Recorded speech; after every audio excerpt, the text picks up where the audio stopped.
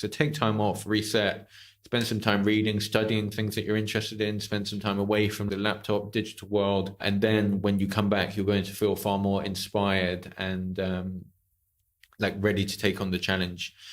One of the best things I ever did actually was a road trip around Europe for a few weeks, and I spent the whole time reading. And when I actually came back to go and do some work, I felt amazing. I had loads of new ideas, and it's a completely true story. And I was just ready to like attack the project. So as much as it may seem unproductive to book time off, like it's actually such a big benefit. And Tim Ferriss, I think, actually spoke about this in one of his books, that before he would launch a book and go and do meetings and PR and things like this in New York with various different publishers, he would go and book a week holiday, because you don't want to be operating on 50% batteries or 70% batteries. You want to be fully recharged, operating at 100%, and then you go and attack the project like 100%. You don't even want to be the slightest bit burnt out before you start taking on your next period of projects or work.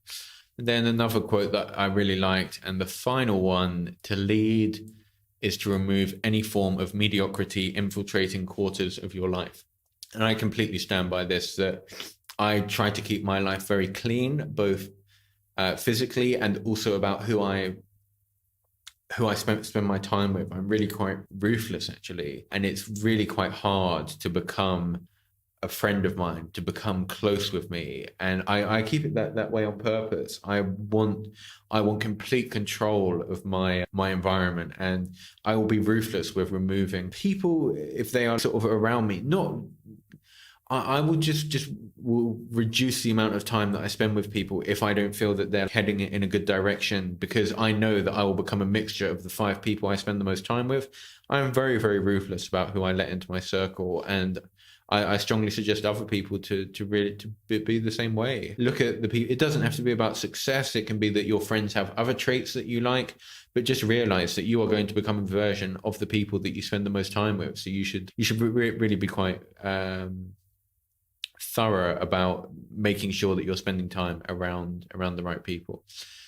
So first ever video we've done of this type. I hope that you like enjoyed the notes and my sort of take on things. Like I said, I do suggest reading the book. It has a lot of great information, but just a lot of fluff in it. So you can sort of skim through and pull out the best information. Don't feel that you have to follow the whole storyline going on behind it.